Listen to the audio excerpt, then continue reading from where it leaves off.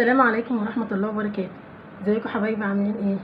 النهاردة هنعمل مع بعض كفتة بالبرغل، بس النهاردة انا ضايفالها حاجة جديدة بتمنى انها تعجبكم، هتودي الكفتة في حتة تانية خالص.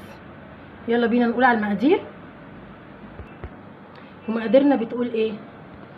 معانا ربع كيلو بس من اللحمة المفرومة، معانا بصلتين كبار مبشورين وطبعا عصرين المية منهم، معانا معلقه بقسماط ناعم، معانا بقدونس، معانا برغل طبعا منقوع 10 دقايق ومغسول ومتصفي كويس من الميه، ومعانا التوابل عباره عن ايه؟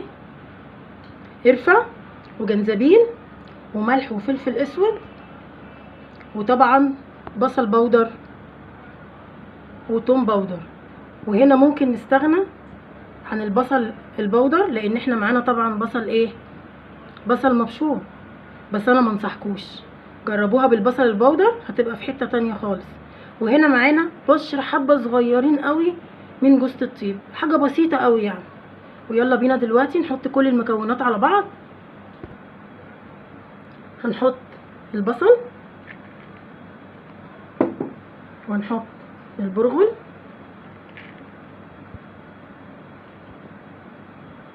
هنحط بقدونس، شويه بقدونس كده حلوين، وهنحط التوابل بتاعتنا كلها،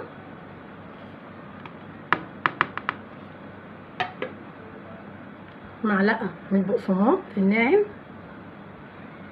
وهنقلب كل ده مع بعض ما نغمس. عشان كده انا عامله ايه؟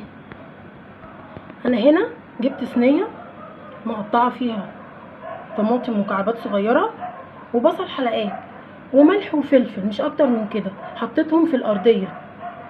طبعا الحاجات دي كلها مع الكفته هتنزل الصوص بتاعها الحلو عليهم، هتبقى تغميزه مش قادره اقول لكم عامله ازاي، ان شاء الله تعجبكم. ودلوقتي يلا بينا نصبع الكفته مع بعض.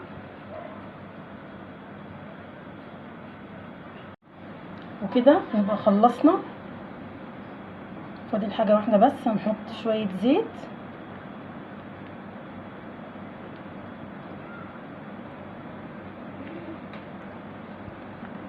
يلا بينا نحطها في الفرن. وده يا جماعه شكل الكفته بتاعتنا بعد ما خلصت. دلوقتي بقى هنعمل لها ايه؟ هنعمل لها فحمايه.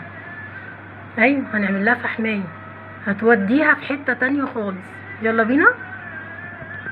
ودلوقتي هنحط على الفحمايه شويه من الزيت، وبسرعه بسرعه بفوطه او بغطا او اي حاجه ونغطي.